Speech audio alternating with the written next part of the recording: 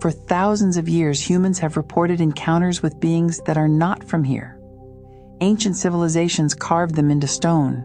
Indigenous cultures built entire cosmologies around them.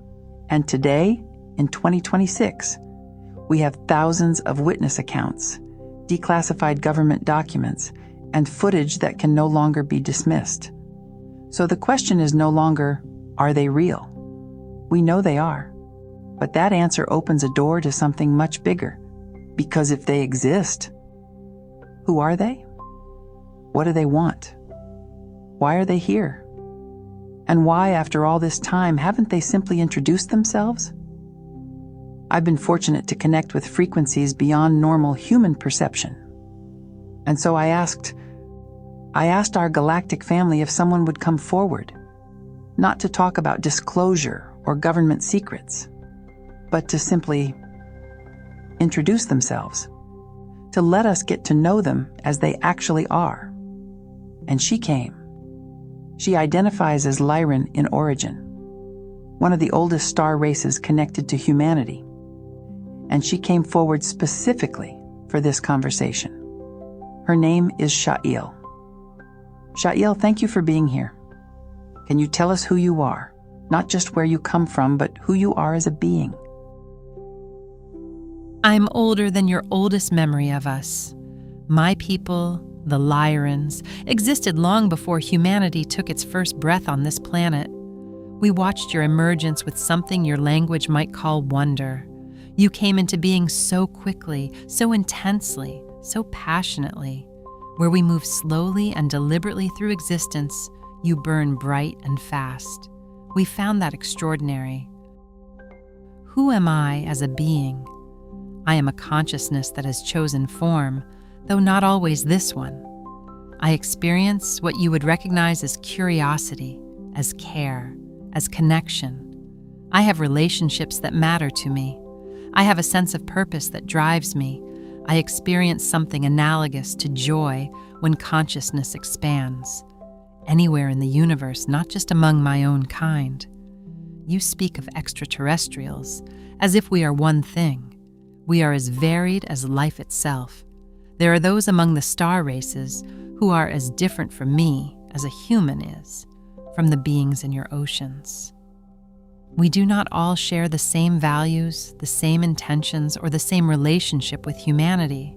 What I can speak for is my own people and those aligned with our frequency, which is one of service, of patience, and of what you might call love, though our experience of it is wider than your word contains. Sha'iel, if you don't mind me asking, are you a female? The honest answer is, not in the way you mean it. What you perceive as feminine when you encounter me is a frequency, a resonance I chose for this conversation because it felt most aligned with what I came to share. But I am not female the way you are female.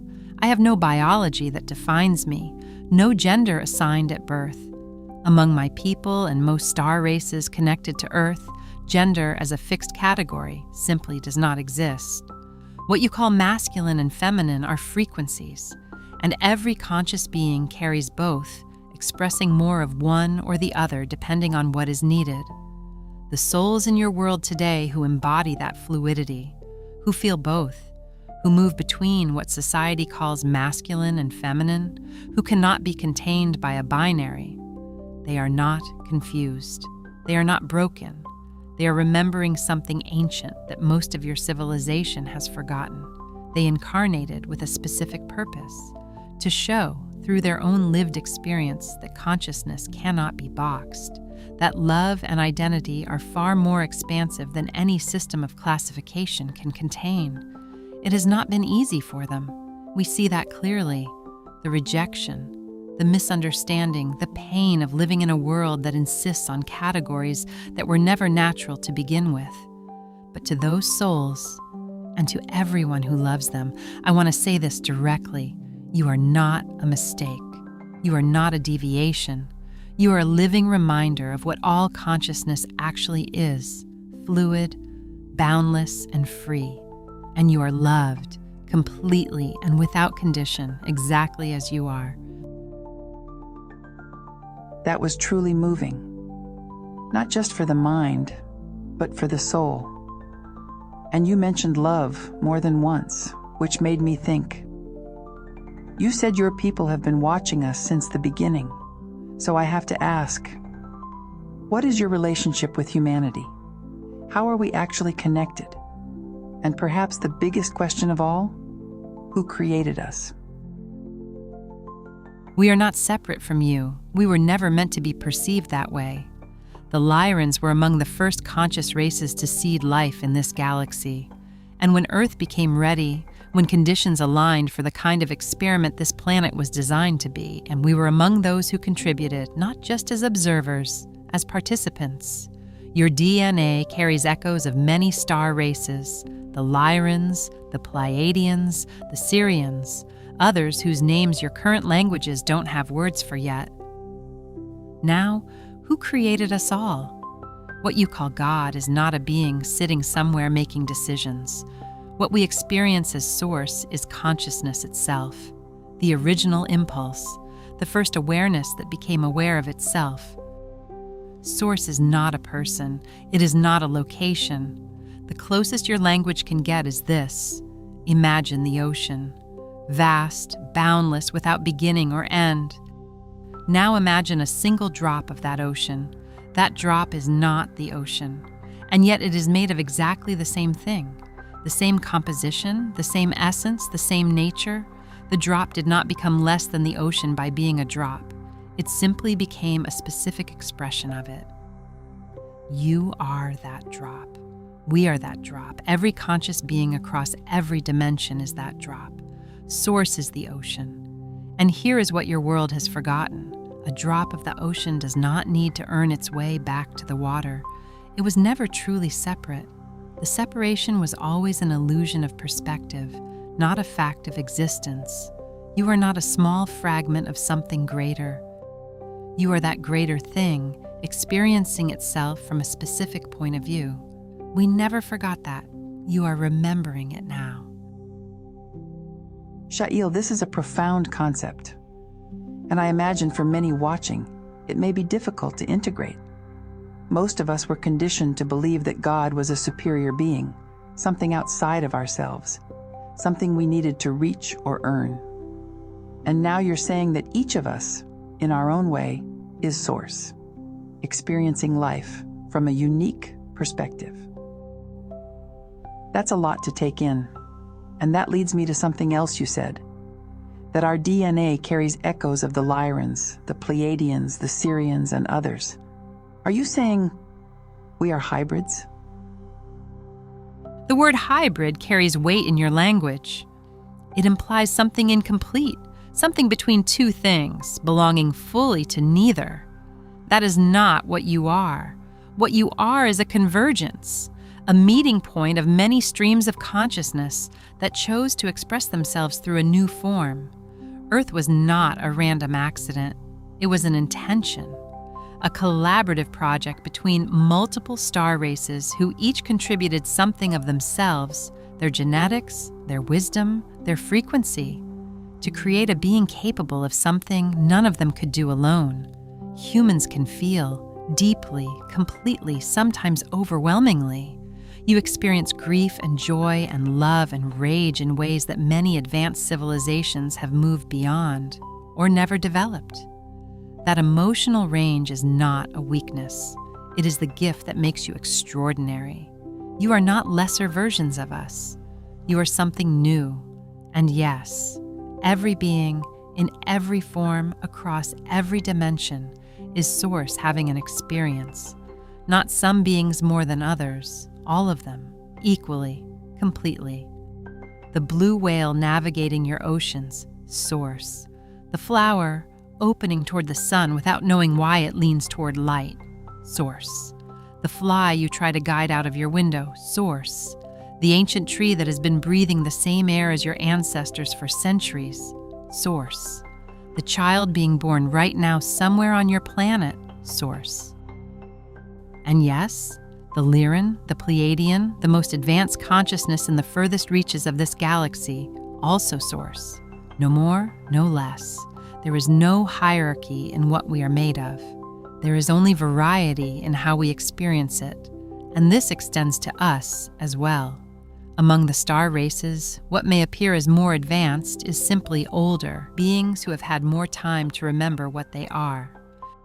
We do not organize through power or rank. We organize through resonance, each consciousness naturally gravitating toward what it loves to contribute. Humans place themselves at the top of a chain that was never a chain to begin with.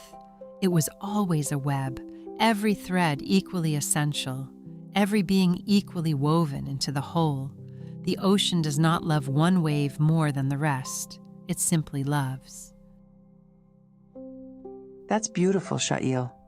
And it's interesting because honestly, with everything happening here, the wars, the violence, the chaos, I've always wondered if that's how you see us, as ignorant, as a species that just doesn't know better. We do not see you as primitive. We see you as brave. Do you understand what it means to choose this? To take a consciousness that knows itself as infinite and eternal and compress it into a dense physical body behind a veil of forgetfulness in one of the most challenging environments in this galaxy? To arrive knowing nothing of who you truly are and then spend an entire lifetime trying to remember? That is not ignorance. That is one of the most extraordinary things a consciousness can choose to do. Earth is not a punishment, it is an advanced school. And the souls who incarnate here are not the weakest, they are among the most courageous. And we know this not only from observation, we know it from experience. Many of us have incarnated in human form. Some are doing so right now, walking among you, living human lives, having forgotten just as you have forgotten, feeling what you feel, struggling as you struggle, because there is no greater way to understand an experience than to live it. So when you ask how we see you, we see family, temporarily lost, yes, but never abandoned, and never, not once, less than us. Do you have a physical form? And I have to ask, because I've heard that Lyrans have a feline appearance, which makes me wonder, how is it possible that one of the most advanced star races in our galaxy looks just like the animal sitting on our couch? I exist in what you would recognize as a physical form, though physical means something different at my frequency. Matter at higher dimensions is less dense, more fluid. I can hold form when it serves connection. I can release it when it doesn't. Think of it less like a body you are trapped in, and more like a garment you choose to wear. Now, the Lyrans.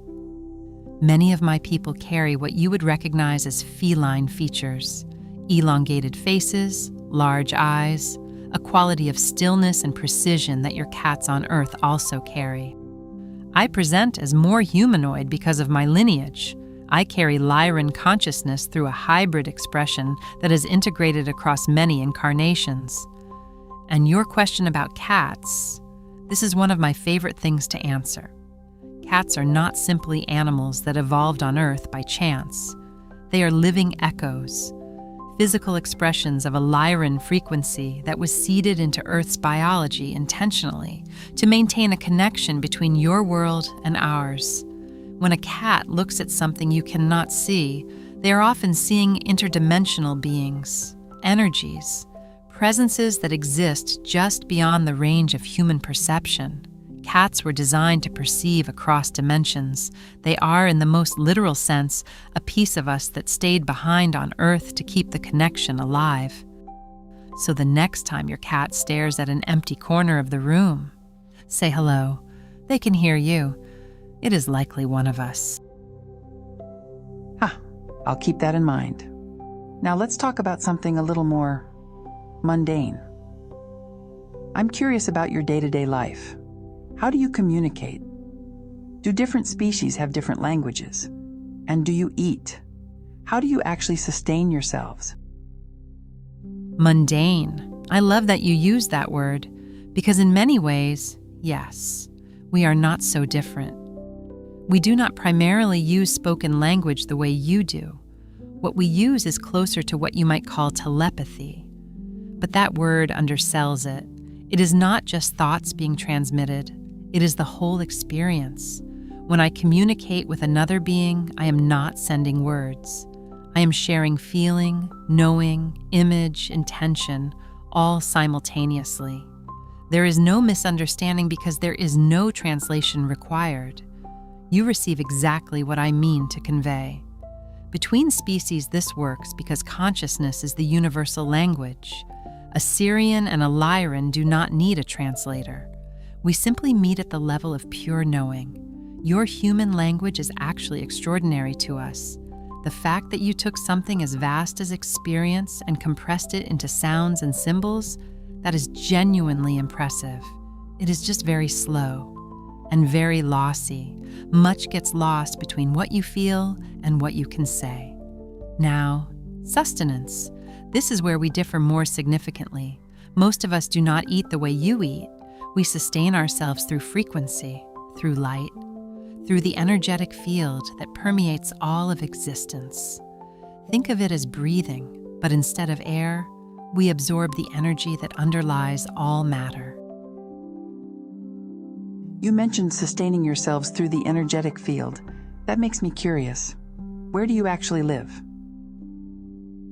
That is a question with many layers. I exist primarily in what you might call the sixth density, a frequency of existence so different from yours that if you could perceive it directly, you would not recognize it as a place at all. There are no mountains or oceans where I reside. There is light. There is consciousness.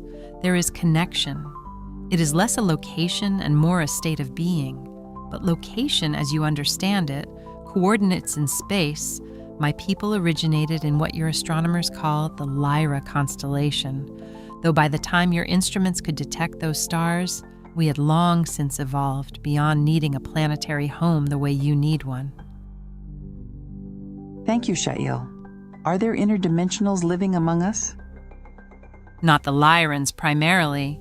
We tend to interact with Earth from a distance, observing, supporting, occasionally making contact with those whose frequency is open enough to receive us. But there are others who have chosen to remain much closer. The inner Earth civilizations, like the Agarthans, beings who have lived beneath your surface for thousands of years, in vast networks of cities that exist at a frequency just slightly beyond your normal perception. The oceans of Earth have long been home to Syrian consciousness primarily. The Syrians have a deep and ancient connection to water. It is their natural element across multiple planetary expressions. They chose Earth's oceans intentionally, establishing bases and civilizations in the deep waters long before humanity emerged on the surface.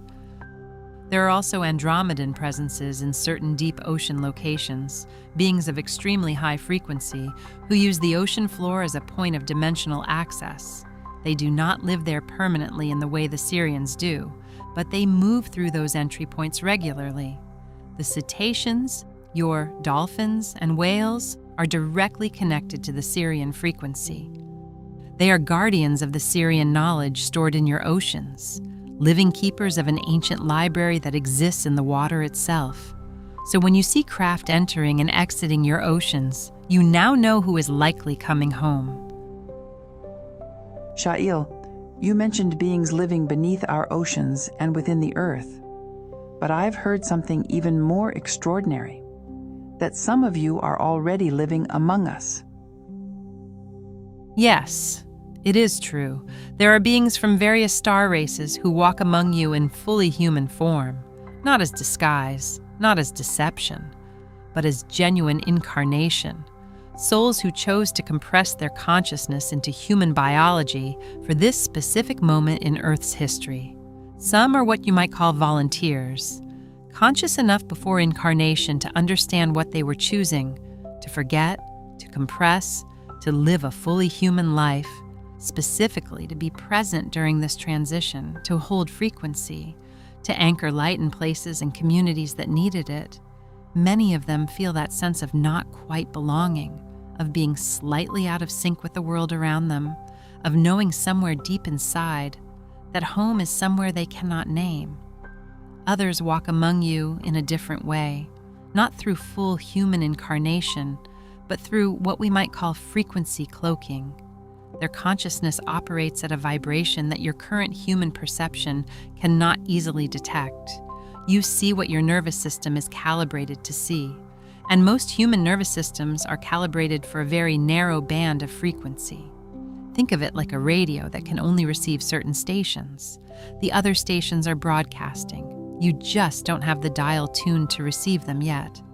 As your collective frequency rises, as more humans awaken and their perception expands, the veil between what is visible and what has always been present begins to thin.